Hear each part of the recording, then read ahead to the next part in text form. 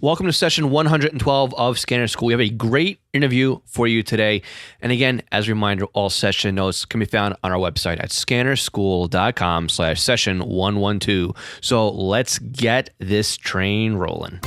Welcome to the Scanner School, a podcast dedicated to the scanner radio hobby. Class is about to begin. Here is your host, Phil Lichtenberger. So welcome to Scanner School. My name is Phil Lichtenberger. My amateur call sign is W2LIE, and this is Scanner School. We teach you everything you need to know about the scanner radio hobby. So today we are talking with Joe Curtis. And Joe is in the Milwaukee area, I believe, and he monitors freight, Amtrak, and anything that kind of passes through in his backyard, geographically, not physically. And it's a good introduction to basically what you can hear and how you can monitor them, not only from your scanner, but also using some software as well, which is really cool, which really excites me about this. Now, in my local backyard here, I've got basically the Long Island Railroad, and it's a commuter line, and it runs basically from Manhattan to Montauk, which basically means from one end of Long Island to the other end of Long Island. And only at night, basically, do they share the line with like a freight train. So it's really nothing exciting here except the day-to-day grind of the Long Island Railroad. Well, where Joe lives, it's a lot different. He has, like I said, he's got freight and he's got commuter rails. So he's got more stuff going on. He's got a bit more excitement. And I think he's more qualified to talk about monitoring the rails than I am because he's got a different environment. So this is a pretty long interview. We cover a lot of stuff, and I want to jump right into it. So with that, let's talk with Joe Curtis about monitoring the rails. All right, Joe, I want to thank you so much for taking the time to be on Scanner School. I know that we kind of had a little bit of a scheduling conflict, so I think the third time is finally a charm. Thank you so much, Joe, for taking the time to be here today. You're very welcome, Phil. I know it's challenging with schedules, but I was able to finally work it out. So, yep, third time's a charm. Yeah, well, I definitely appreciate it. I'm sure everybody else listening will appreciate it too, because this is a topic that where I'm from, there really isn't too much excitement in. So, we're going to talk about scanning rail systems and railroads. So here, at least where I am, it's basically just the Long Island Railroad, commuter rail line that runs through Long Island, goes from all the way out east, all the way to Penn Station, New York City.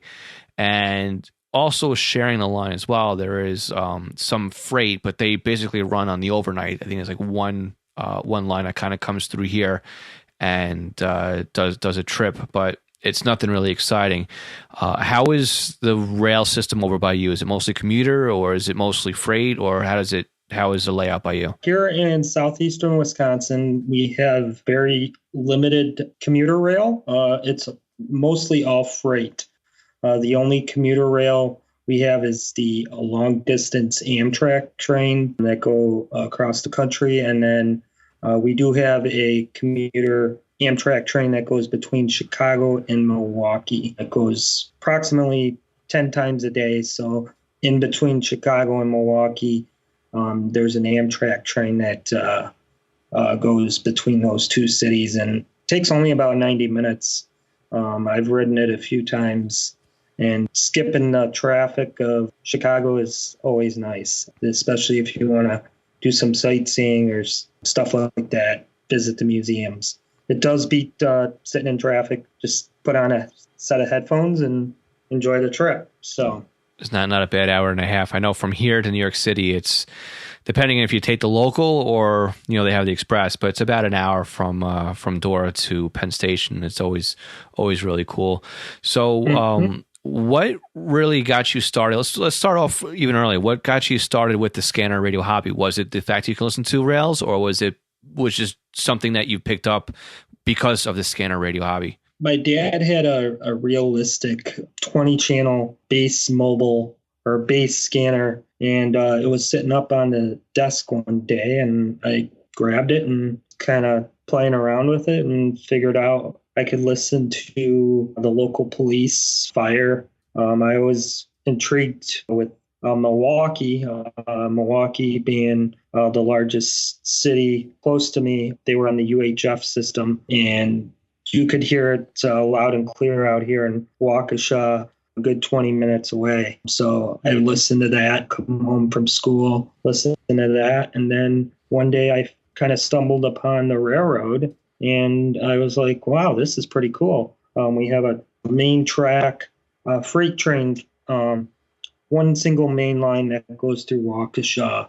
And it's about 20 to 30 trains a day.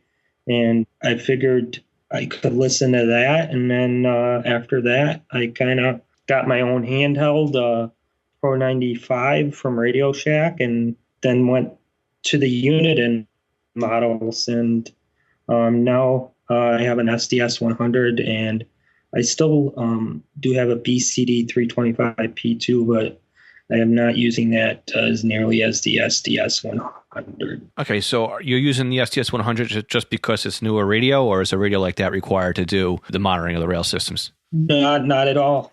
You can use a basic BC 125 AT. You do not need a expensive scanner at all to monitor the railroads.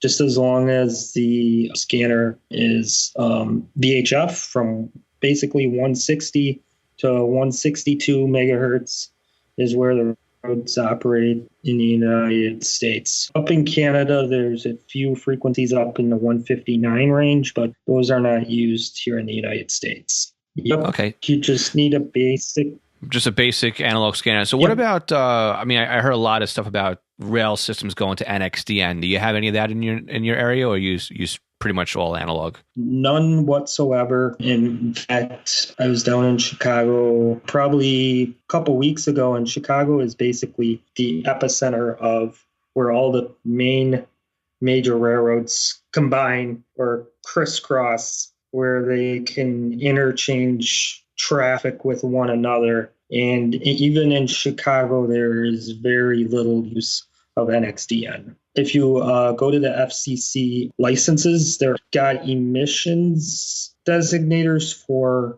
NXDN use, but it is not in widespread use. Very little, maybe in there, but there is none in our area. And I always kind of keep my scanner open, as in doing both analog and digital, just in case, one day they do decide to switch over to the NXDN, then I'm not missing anything. But I think it's still going to be a few years away because with railroads, they're kind of like a lot of interoperability needs to happen. A lot of railroads interchange with one another. Here in Wisconsin, where I'm at, we actually have a short line railroad. Short line railroad is basically a railroad that hauls and does a lot of switching. And a lot of the larger railroads got out of it because it's not as much as a moneymaker for them. But with that being said, the smaller railroad has to be able to talk to the Canadian National. That's the main railroad that goes through my city that I live in. And there's a lot of interoperability that needs to happen where they need to talk to the dispatcher to tell them, hey, I'm coming onto your train tracks. And then they give them the okay that they can come on to the train tracks. So it's a lot of interoperability. And when they do decide to switch over to NXDN, it's going to have to happen almost all at the same time or very close to it to make sure that the railroads have those capabilities with the radios. Okay. So, let's look at it this way too. You're listening to the railroads basically with a scanner radio. Does this categorize you as a rail fan, or is rail fanning more of like being there on the scene and taking photographs, or is this just part of like the rail fan hobby that kind of touches in with the scanner radio hobby? How would you define this? Yeah, the rail fan hobby kind of goes hand in hand with the scanner hobby. It makes it more enjoyable if you have a scanner. If you have a scanner, you're able to listen to the dispatcher saying, hey, this train, such and such you've got a signal that you can go ahead and go down the line. And a lot of times the dispatcher on some of the rail lines will tell you if they're going to meet another train. And if you hear it over the radio, you'll hear that as well. Also, there are what they call defect detectors. Basically, they're instruments located alongside the railroad tracks that can detect flaws. They've got like heat or thermal detectors where they can detect cracks in the wheels. Some of them are able to detect dragging equipment, and then it lets the train know as it passes that detector that, hey, there's a hot wheel or a hot brake. You're gonna need to stop the train and check that out at such and such an axle. So it counts the axles, and basically the conductor has a sheet of paper that tells them what car, the consist of all the cars that are in the train, and he can look on that paperwork and kind of see where that axle is in correlation to the car that could be the problem. That's pretty neat. Yep. So you can pick those up with just a regular scanner. It's usually on the railroad frequency assigned to that particular line. When you say line, you mean the actual like rail path, right? Correct. Okay. And I do have some limited knowledge. Typically, a rail line is called a subdivision. So there's here in Waukesha, we're part of the Canadian National Waukesha subdivision. They named it after the city of Waukesha. And this subdivision covers almost, I'd say, probably well over 100 miles. It starts up in Fond du Lac, Wisconsin, which is about 50 miles from Waukesha, and it goes all the way down past the state line into Illinois. So a lot of times railroads are named in subdivisions. Okay. And it makes it a lot easier for the train crews. They'll be told to go to each subdivision has a frequency assigned to it. And a lot of times radio reference is a good spot to see. Most states have railroad sections, and that's the best spot to find the particular frequency for what subdivision or line they're using. Okay, so you recommend going into radio reference and just going into the state, or I guess the province, wherever, for Canada, I guess overseas would be something different. It's easy to talk what we know about in our own backyards. So do you recommend just going into radio reference and dumping in the railroad frequencies for the area, or do you kind of do that plus a search and look at all of the allotted frequencies? Do you put the radio into search mode or scan mode? I mean, it's a lot of questions in one. But if somebody were to say, like right now, like, okay, you've intrigued me. I'm interested now in listening to the rails. What would you tell them the first thing to do when setting up their scanner? So definitely look in radio reference, typically under the state level. I'm actually bringing that up right now. Usually it's under area-wide frequencies under the state. And here in Wisconsin, it says Wisconsin railroads. And it specifies each railroad: Canadian National, Burlington Northern Santa Fe, Canadian Pacific, Union Pacific. It lists out all the frequencies. If they don't have access to radio reference, what I did originally, I just put my scanner in search mode from 160 to 162. It doesn't go all the way up to 162. It's like 161, I believe 610 is the last frequency that they are allocated. The American Association of Railroads, the AAR, it's a group, a national interest group that kind of helps correlate the frequencies, and then it's an association. All the railroads belong to it, and basically it's kind of a trade. Right. So they have, I'm looking at right here now on radio reference in the wiki. It says railroad radios display the transmit and receive frequency as American Association of Railroad channel numbers. For example, these numbers will be referred to over the air as 1616 for AAR channel 16 or 1180 for AAR channels 11 and 80 in full duplex. So dispatch transmits on one channel and the train transmits on the other.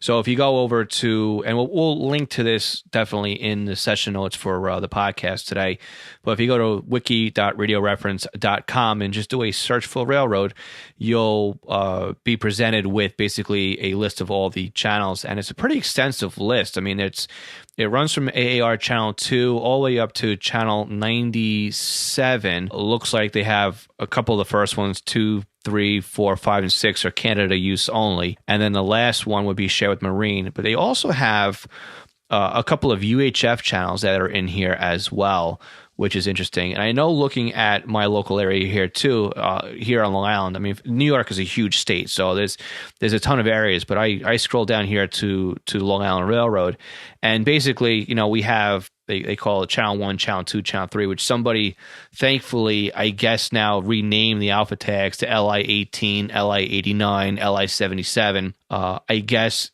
aligns now with the AAR channels, which was never that way in the radio reference. But we also have maintenance facilities, which are on UHF, which is really neat. And then there's also in here too, we have Metro North, which runs to the north of here. And then we have New York and Atlantic Railway, which is the freight lines that run through Long Island. Again, those are also finally been tagged correctly with NYA 23, NYA 42. So they're correct AAR associated frequency, which is always cool to have. Typically, I mean, we have a nice set of frequencies, a nice layout, a nice channel plan. Sometimes too, we have things that are added to it, right? Like here locally, we have the MTA, which is the Metropolitan Transportation Authority, and the MTA PD and the LIRR PD. They kind of work hand in hand.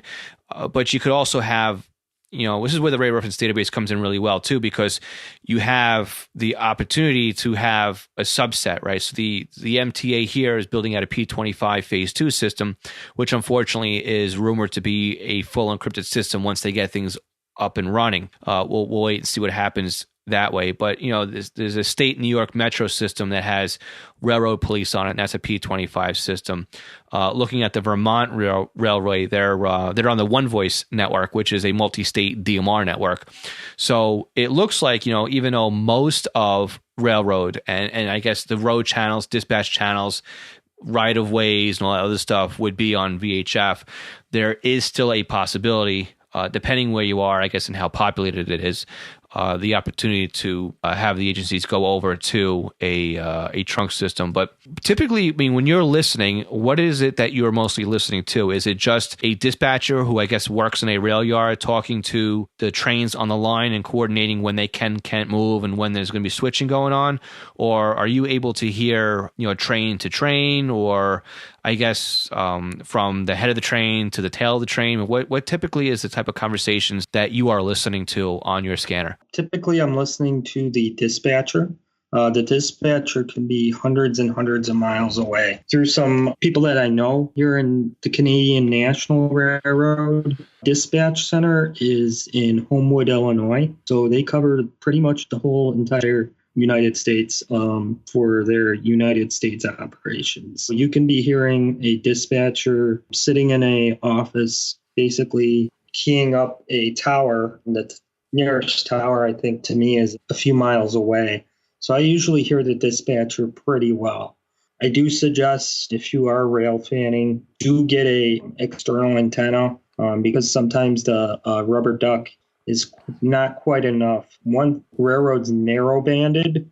I know you've talked about narrow banding. The signal strength did get weaker, and it is definitely harder to pick up those defect detectors that I was talking about earlier. It will, I know around here, those defect detectors are only putting out maybe half a watt or a watt. It's just enough power so that the train engine can hear it. So it's not a whole lot of power. And then you're also, I also hear when they're doing switching movements, I'm hearing the conductor talking to the engineer, telling him how many cars to go back, just safety procedural things so he doesn't go too quick into a car and cause a derailment. You're hearing the other trains, if they are passing another train, they usually are looking at that train just to give them a quick, they call it a roll by, checking to make sure nothing is out of the ordinary, no vandals or people trying to mess around with the train are some of the things they're looking for. And then also just making sure the air hoses and everything are connected. Talking about the UHF frequencies, they're called, here on the freight railroads, they use a device that replaced the caboose, and it's a couple of different names. Sometimes they're called Fred's flashing rear end device, or EOD, end of train device, and EOT, end of train, several different names, but it's basically a marker on the back of the train that blinks red when it's dark out or very low visibility. And so if a train were to come upon them, they'll know that's the back of the train. And that operates in the 450 UHF 452. I don't remember off the top of my head what the frequency is, but you'll hear a data burst and a data blip. And actually, kind of an interesting thing with that, somebody developed some software, and I was able to take my PSR 400 with a discriminator tap, plug it in, and I was able to use that software, and it was telling me the brake pressure and all the data that was sent from that up to the engineer. All right, we'll be back after this short break. This session of Scanner School is sponsored by East Coast Pagers. Now, East Coast Pagers is one of my online companies, and we are a Unication, Apollo, and Swiss phone dealers serving the North American market. Now, if you're looking for a personal use pager or one for your department, we can get you a quote at the very best prices. So why does a company like East Coast Pagers support Scanner School? I think that every scanner radio user should at least put one pager in their collection of radios. The reason why is very simple. It frees up your scanner to just do scanning, and then you have one radio that's dedicated to your local fire activity. Now, with a pager, you can have voice storage. You can do tone outs. You can keep it silent. You can go back the next day and listen to what you've missed overnight. It's more than you can do with an out-of-the-box scanner. And with today's pagers having multiple frequencies and even having multiple channels in a scan list, like the Unication G1 can do 8 channels in a scan list. It has 64 memory channels, and out of the box, it comes with 11 minutes of stored voice and a desktop charger. The G2s to G5s, they do P25 phase 1 and phase 2 in simulcast environments with stored voice, paging on conventional NP25. Oh, and they're upgradable too to DMR Type 1 and Type 2. They are more rugged than today's consumer-based scanners. And with a pager like a Swiss phone S-Quad, you won't even realize you're wearing one. It'll help keep you informed as to what's going on in your neighborhood. So again, eastcoastpagers.com, or contact me directly, Phil at eastcoastpagers.com. Do you have a new scanner? You're having problems understanding how it works? Maybe you're new to the entire Home Patrol database of programming and you can't figure out Sentinel. Did you get a new SDR and you're trying to figure out how to install it? Or you want to learn how to use Unitrunker, DSD Plus, maybe set up a PieAware, or even just make some changes and you don't understand how the system and the equipment works? The podcast might be great for you, but maybe you need a little bit more of one-on-one help with setting something up. I'm available to do just that with you with our private tutoring sessions. You can book me online by going to scannerschool.com/consulting for a 1-hour session. And it's great because we can actually share computer screens remotely, and I can guide you through step by step as if I was sitting right next to you. So again, book me for an hour at scannerschool.com/consulting for your scanner radio one-on-one tutoring session.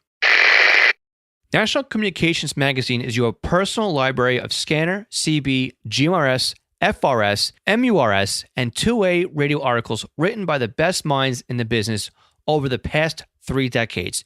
Your NatCom personal online access account allows you to download the newest issues of America's Hobby Radio magazine, as well as back issues too. So visit natcommag.com to download your free sample issues and sign up today. That's natcommag.com for National Communications Magazine. Did you know you can help support Scanner School without it costing you any additional money? There's several ways you could do so. One of them is just by sharing the show. If you post a podcast session you've enjoyed on your Facebook page, share it on Twitter, or retweet our stuff, that's a great way to help promote the podcast. Another way to do so is by going to scannerschool.com/support and clicking on one of the banners in there that helps support the podcast. One of them is Amazon. If you click on our Amazon link and you make a purchase from our link, it doesn't cost you anything, but we earn a commission on that sale. If you're looking for software, we've got a great resource for you, Butel software. I've been using Butel for years. Love their software, and I continue to buy their software today. And you can go directly to the website by going to scannerschool.com/Butel or by scannerschool.com/support. Now, again, it doesn't cost you anything extra if you're going to go ahead and buy that software and by using our link. Another method we have is by going to ScannerMaster. I love ScannerMaster. They've been getting my business for years when it comes to scanner radios and accessories. Now, again, if you use our link on our website and you go make a purchase at ScannerMaster, we make a commission off that sale. But again, it doesn't cost you anything to help support us using that method. Now, for those of you that want to contribute a little bit more directly, we have a couple ways you could do so. You can donate one time by using our PayPal link, but you can also become a Patreon supporter. By becoming a Patreon supporter, it gives you benefits for supporting our podcasts and channels and everything else. At the $1 a month level, it's a great way of saying thank you. At the $3 a month level, you will get the podcast early. As soon as the podcast is ready to be published, you'll get it in your own private podcast feed. Now, at the $5 a month level, not only do you get the $3 a month benefits, but you also get a Squelchy sticker pack. Now, Squelchy is our little radio cartoon character that represents Scanner School. Not only do you get the stickers, but you also get a special monthly Q&A session that follows the general Q&A session I do on YouTube and Facebook, just for you guys, just to help you out. So again, you can help support us on Patreon by going to scannerschool.com/support. And I want to thank the following continuing Patreon supporters: Craig Harper, Dan, Glenn Blum, Glenn Bryden, Guy Lee, Irvin Thibodeau, James Felling, Jeff Block, John Goldenberg, Ken Newberry, Kenneth Fowler, M.T. Bono, Mark Thompson, Mark Beebe, Raymond Hill, Ronnie Bach, Sal Marandola, Scott Vorder, Signals Everywhere, Stephen Sheffield, Todd Glendy, and William Arcan. Now, again, the $5 a month is our best valued tier, and if the Patreon takes their cut, that's like giving us $1 a week for the benefit of not only getting the podcast early and also getting your own private Patreon supporter live Q&A video session. So again, scannerschool.com/support. All right, welcome back. And this is now part 2 of the interview. You'll notice that it does sound a little bit different than it did in the first part.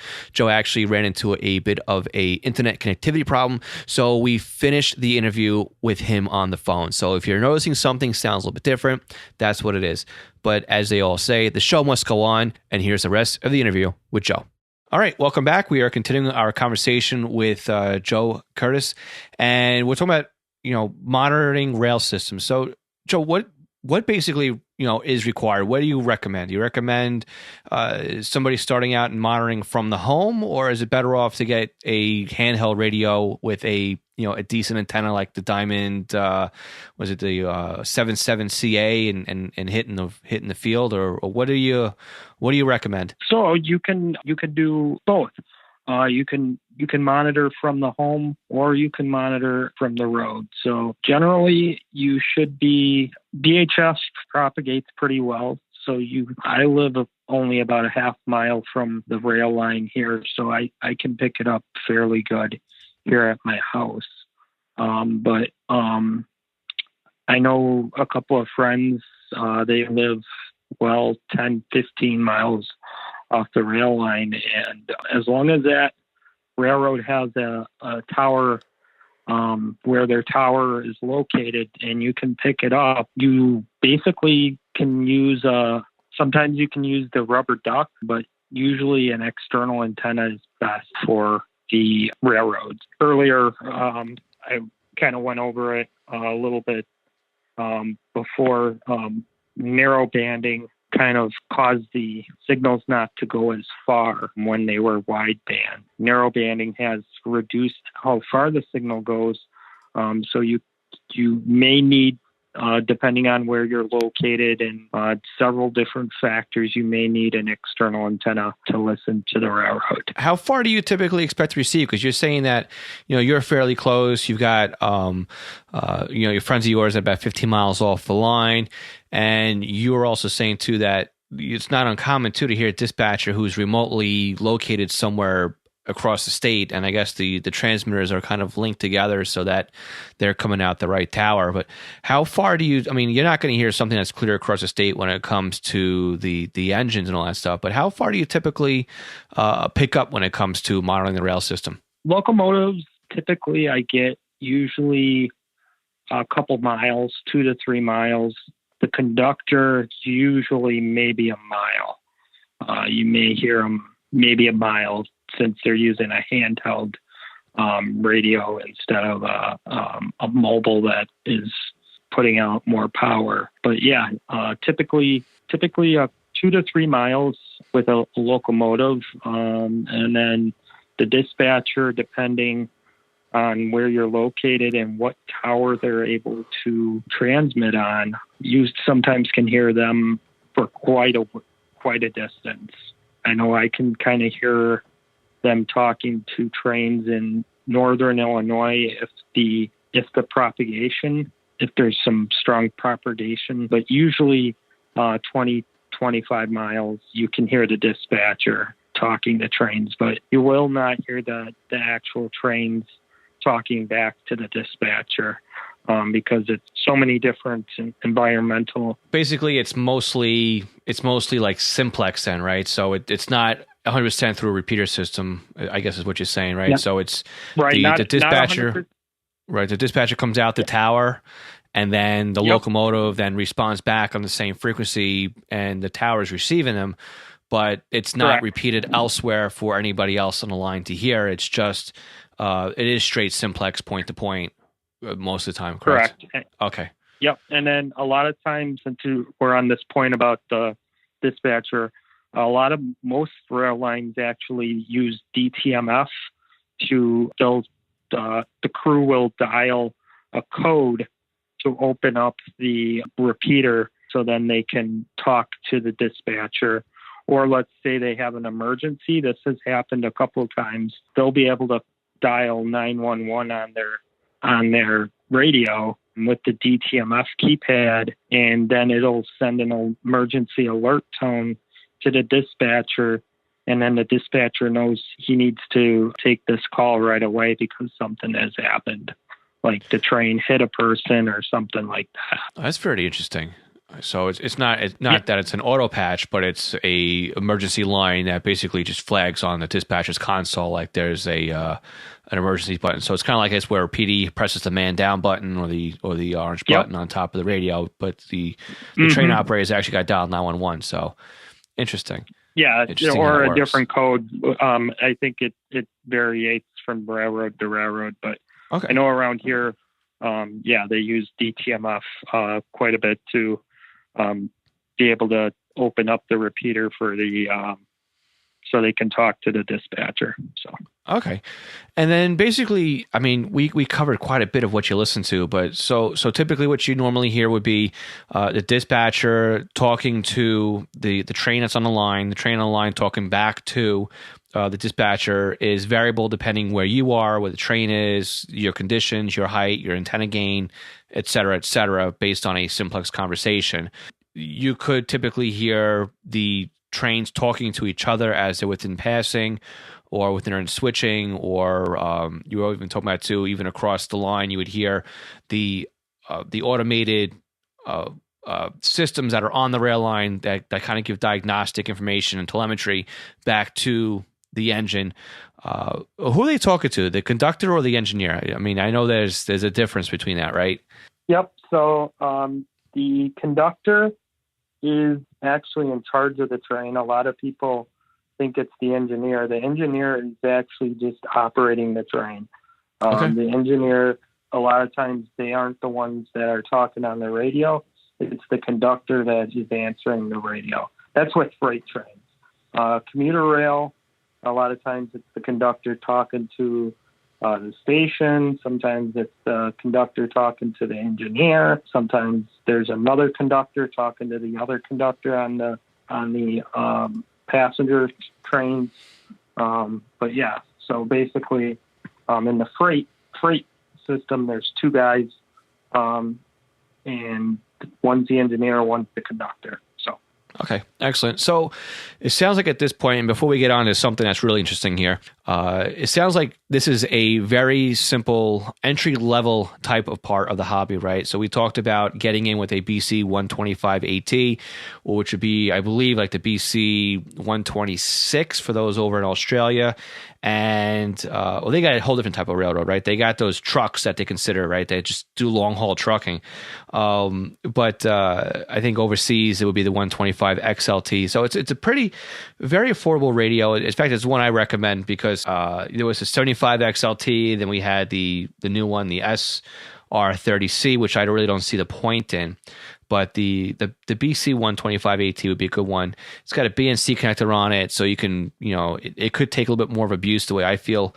I like that connector style better than the SMA. I just feel like it's too flimsy. But it seems like for about the $100 point, you could just basically take that kind of radio, open it up. You could hit the search button on it, which takes you right in the railroad. And even without jumping on radio reference, you could really be enjoying the rail fanning part of the scanner radio hobby. That's what I'm hearing, right? That is correct. Since the railroads have not migrated to digital yet, and who knows when that's going to happen, all you need is a basic entry-level scanner to enjoy listening to railroads. Excellent. And if they want to enhance it even further, then they could jump on radio reference and then start tagging the frequencies that are based what's in the database. But recommending would either be entering all of the AAR frequencies in.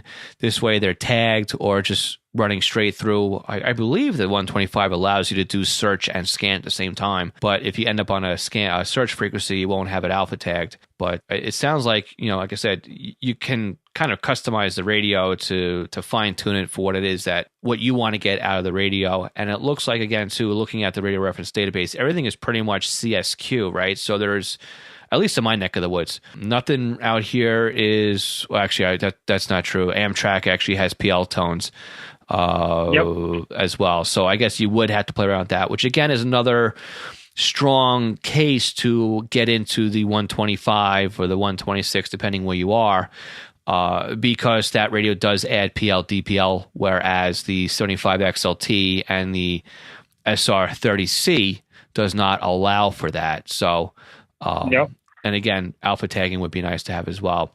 So it sounds like that it's a very interesting and very fun way to start monitoring something with the scanner radio. And again, this is kind of one of those things too that I look for, right? Because we always hear, somebody is going to be, in the crowd that's saying encryption, encryption, encryption. It's killing the hobby. I can't listen to anything anymore. And when they say I can't listen to anything anymore, it means, what I translate into is, this person can't listen to what it is that they were used to listening to. Not that they can't listen to anything anymore, right? There's still other stuff out there. And for those who are over in England and the UK, where everything's Tetra and fire and police and everything else, and there's very limited to what you can legally listen to. It just goes to prove that there's stuff out there, right? This is analog. It's not really encrypted as far as I could tell anywhere. The worst thing you have to worry about really is NXDN, which again, can have encryption, but it seems like there is enough activity out here, and trains do hit cars and trains do derail, and we've heard of things where they're carrying freight and freight can explode, depending what they're carrying. So there is an opportunity out there that it may be routine, just like a PD and a fire may be routine. But you do have that chance to have a little bit of excitement listening to the railroads. So I definitely wouldn't count it out. And especially here where I am, my PD went encrypted. But, listening to the rail lines, you'll know like a car is stuck on the track, or pedestrian, or you had a jumper that jumped off, and got hit by a train. You'll still know that that's going on because the railroad frequencies are there, whereas PD no longer is. So this is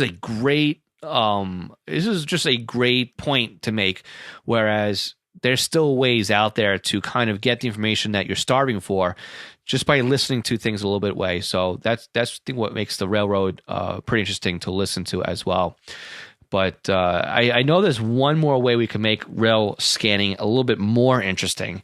And I'd like you to talk about that too, what ATSC Monitor is, that software, and how you would be able to listen to it, and kind of what it also adds to the aspect of rail fanning and the scanner radio hobby. So why don't you explain what you can do with this software, and I'll let you kind of guide the path on this one as well. as you were saying, Phil, with ATCS Monitor, it stands for Advanced Train Control System. And basically, what it does is it allows you, kind of like ADS-B with aircraft, it gives you a visualization of where a train is at in an area. Not as doesn't give you like city and state, but it gives you basically what are called control points, and that's where the dispatcher can control a switch or a signal, and it basically gives a route of where the train is traveling along the line. So I have mine pulled up right in front of me right now, and there is a southbound freight train that is approaching my city where I live at in Waukesha. And basically there's a red line that indicates the train. And then as it travels along the line, there's a green line that indicates that the train line is clear. It has a clear signal that the train can travel along. There's no issues that are, and it's all basically with logic, with everything alongside the rails. It would automatically take a signal down if it detected there was an unsafe, like a switch was not correctly aligned, or there was an opposing train coming and there was a conflict. It would not allow that to happen with all the system logic out there with sensors and everything like that. But what happened was back in the early, or I'd say late 90s, early 2000s, was some individuals were able to kind of use some radios and basically were able to pick up data bursts that are transmitted in the 900 megahertz band.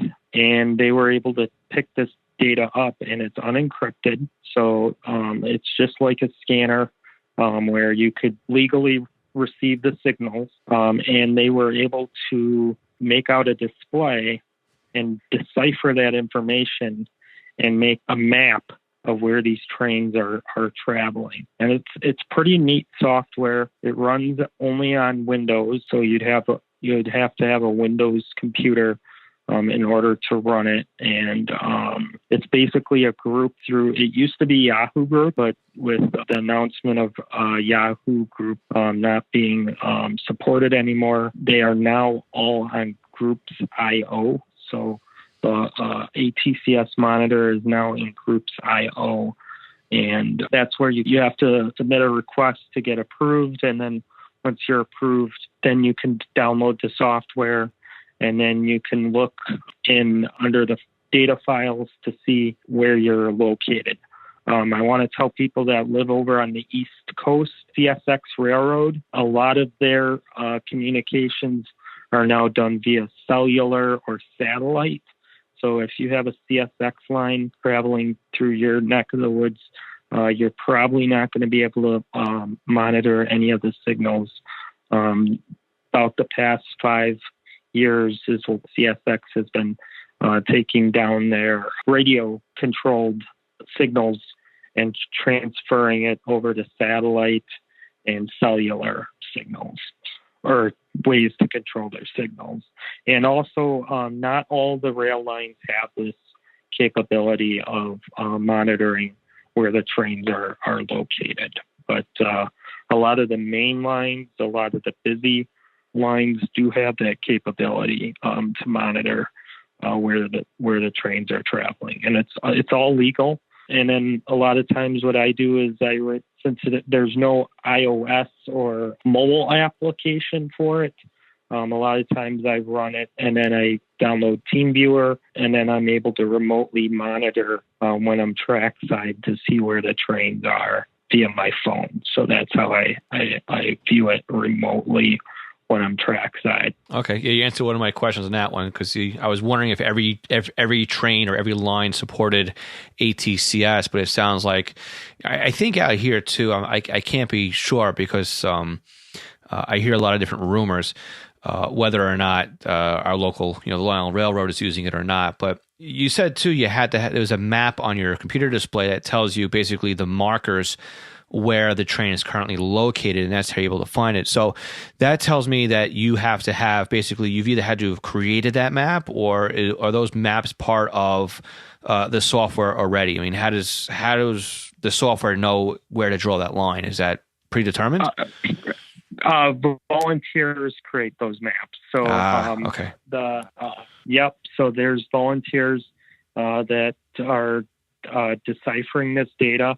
There's an aggregator taking in, and I forgot to kind of go over that. So basically, there are volunteers with radios alongside the tracks, and they have a computer, and then they have a radio and an antenna. I actually volunteered to host a server for a few years here along our line, and so I had a Motorola Max track specifically tuned to these data frequencies, and you have to be fairly close to the tracks for it to pick up. So because it's line of sight, because they're up in the 900 megahertz range, so you have to have an antenna, which I had, and then I had a computer, and then Max track tuned to the frequencies, and it was plugged in via an iMic into the computer, so we were getting the raw data from it, and then getting sent over the internet to a main aggregator. Then the main aggregator pushes that information out to the people that want to watch it via a server. So that's how that works, and it's all volunteer basis. And there's some rumblings when it goes out or it's not working, but it's all volunteer, and people in the hobby. It's almost created this hobby in itself of watching trains. I got into the ATCS part about 6 years ago. I found out that it was available, and then talked to the person that created the maps and kind of met with him, and he kind of told me what it was all about. So that's pretty cool. So you don't really need then to have the ability to pick up the ATCS. Then it sounds like there's others out there that are feeding the data into a central server, and then you're just viewing the trains off the central server then using the software. Is that how that works? Correct. Yep. Cool. You can field monitor if you have a computer and a radio with a discriminator tap. I did that a little bit when I was playing around with it. And then, unfortunately, not all areas have server coverage. So if your area does not have a server coverage area of that, that's really the only way you can monitor the signals is if you field monitor using a radio and it plugged into the computer. Okay. So I'm wondering, too, if you could use an SDR, and then pipe in the audio from the SDR into the software as well, using a virtual audio cable. I've actually seen some people using the SDRs.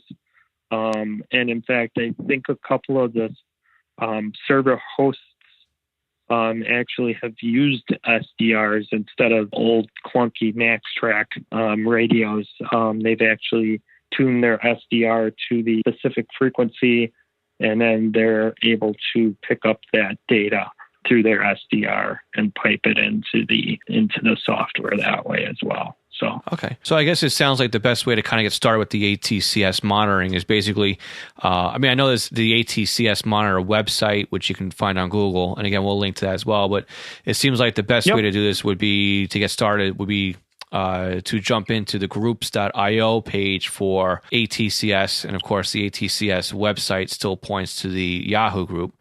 So I'll ask you to send me the link to the groups.io, and this way I can share that as well, and also to try it out. But I guess if you jump into that group, then you'll be able to find out if there's anything basically in your area.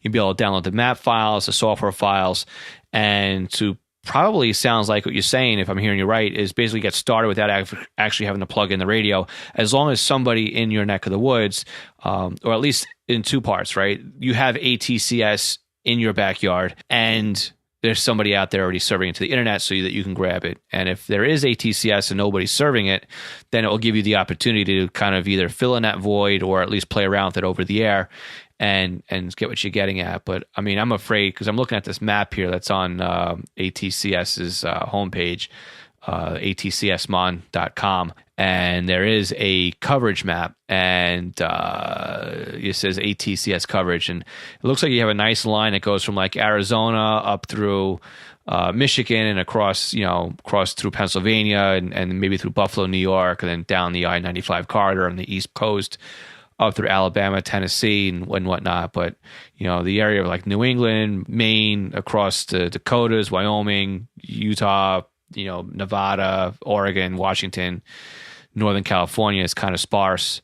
So kind of curious if there's anything happening there, or it's just not mapped out on this image here. So yeah, that map I can tell you is pretty old. That was, okay. I think one of the original maps when it was first being implemented. This has been implemented, I'd say probably in the mid 1980s is when 80s to 90s was when they really started. The railroads implemented this, and then CSX actually was having ducting issues with their 900 megahertz frequencies, and that's, I believe, one of the reasons they kind of went to cellular, kind of other ways to get that data instead of the radio, using the radios to use that. So I had read that somewhere they were getting tropospheric ducting with their where their sites were, and unfortunately they weren't able to make it work as well as they wanted it to. So gotcha. Yep. That's part of the problems with the upper frequencies, but all right, it sounds really cool. I mean, that's another rabbit hole to kind of fall down into, and another piece of the hobby that can definitely burn hours and hours of your time. But I think it's really cool that you can monitor. It gives you a little bit more of a idea what's going on there. So now you've got the visual and listening to it. Again, it's like listening to, like you said before, ADSB, where it is watching the planes fly, and then also being able to listen to them on the tower or as they're going, across the country, just to hear if they hand off to another tower, a part of their route, or even if you're listening to, there's the other protocol that runs. I forget off the top of my head. I forget what it is, but it runs in the VHF area too, in the aviation band, where again you get some data that comes over some of the messaging back and forth between the airplanes as well, which is always really cool. Mm-hmm. So listening and watching that stuff at the same time kind of gives you a little bit more. In fact, you can do the same thing now with, not now, but for a while with marine traffic as well, right? You can plot out, there's the ship plotter programs you can use, which basically do the exact same thing. It's beaconing where the vessels are with their name and whatnot. And same deal goes with amateur radio. They've got that with APRS. So it is really cool to be able to visualize what it is that you're listening to over the air. So it's really cool to be able to do all that stuff. Mm-hmm. So as far as rail monitoring, what else before we split? Is there any other little tidbit or suggestion or advice you would give to somebody who is going to be trying this out or will be entering the hobby to do rail monitoring? Yes, if you do go trackside to go watch trains, always do it legally. Don't ever go on railroad property. I always make sure if I was a big picture taker, so I used to have a Nikon DSLR camera, and unfortunately I don't have it anymore, but I may try to get another one here. But just make sure you're doing it legally. You're on public property, not on railroad property. Also, make sure never to take pictures of trains while on the tracks or anything like that. Just always be safety minded, because a train could be coming any direction at any time and you don't want to get hurt. Always use safety, common sense when you're out and about watching trains. Okay. And do it legally. And then one more question, because I have to be that guy. How with the whole thing with the ask, see something, say something.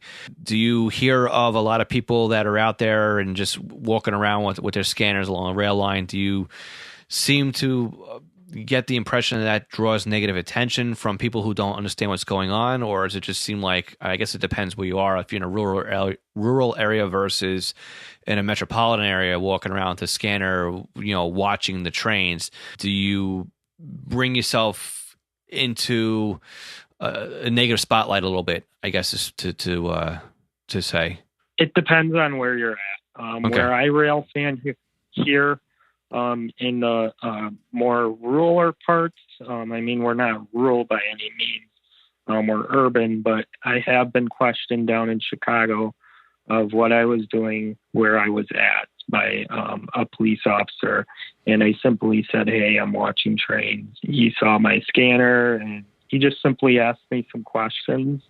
And I understood it with big security now, after especially 9/11. A lot of times rail fans do kind of stick out and sometimes look suspicious by taking pictures of trains. And if you are ever approached, always cooperate, always say, hey, this is what I'm doing. And usually in this case, nothing happened. I was just questioned and I moved along, and I was in a legal public space, but somebody had called wondering what I was doing. So Gotcha. Just be careful and just make sure that you're doing it safely and legally. So. Right, and don't look shifty. Correct. Yeah. All right. Excellent. Well, Joe, I want to thank you so much for taking the time tonight, especially, we're recording this on a Saturday night, Thanksgiving weekend. So I want to thank you for taking the time and, discussing this part of the hobby. Admittedly, this isn't a huge part of what it is I listen to. Like I said, I dabble in it a little bit just to, keep my finger on the pulse, but it comes and goes. It's not really the main part of what I listen to. So it's always cool to listen to and to talk to somebody who does this, and this is what their passion is when it comes to scanning.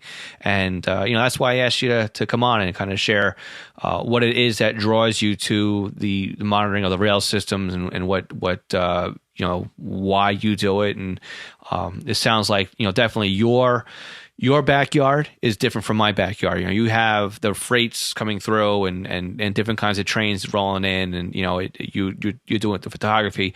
And here, I have mostly commuter lines, and then after commuter lines are basically on an hour schedule or taking a break, that's when they roll the one freight line in down through here, which is pretty much 5 cars long. So it's not the mile long train that blocks traffic for a half an hour. So it's a little bit of a different world. So yep. In fact, Waukesha, we have so many crossings without grade separation. People get stuck by trains constantly here in Waukesha, and it drives people up the wall. So interesting. Yeah, I can correlate with getting stuck by trains here in Waukesha. So. Excellent. All right. Well, Joe, I want to again thank you very much for coming on, and we'll be in touch soon. Thanks again. Okay, sounds good. All right. Joe, thank you so much for being part of Scanner School. I really appreciate it. And I hope that everybody learned a little bit more about scanning the rail system. I would assume that it's the same here in North America, whether you're in Mexico, in United States, or in Canada. I'm sure things are just slightly different based on rulings, but I'm sure the gist of how to scan is the same. And I would also like to believe it's the same in other countries as well. But if it's not, let me know. We would certainly love to have you on as a guest on the podcast. And of course, you could talk about whatever it is you're passionate about when it comes to scanning by going to scannerschool.com/guest. On there, you'll see a calendar with my availability, and basically you just pick a time that works for the two of us and you book your interview or your guest appearance on the podcast. It's very simple. Now, if you want to be a guest and our dates and times don't align, just let me know and I'll try and open up my schedule to be a little bit more flexible to work for you. So again, I want to thank Joe for coming on and being a guest on this podcast. And again, if you would like to be a guest, again, scannerschool.com/guest. I am actively looking for more people to come on and share their scanning stories. So with that, I want to say thank you very much for listening. Again, if you haven't subscribed yet, scannerschool.com/subscribe, and we will catch you all again next week. Scanner School's copyright 2020, Monitor, Long Island, Inc. My name is Phil Lichtenberger. My military call sign is W2LIE, and this is Scanner School, where we teach everything you need to know about the scanner radio hobby. 73, everyone.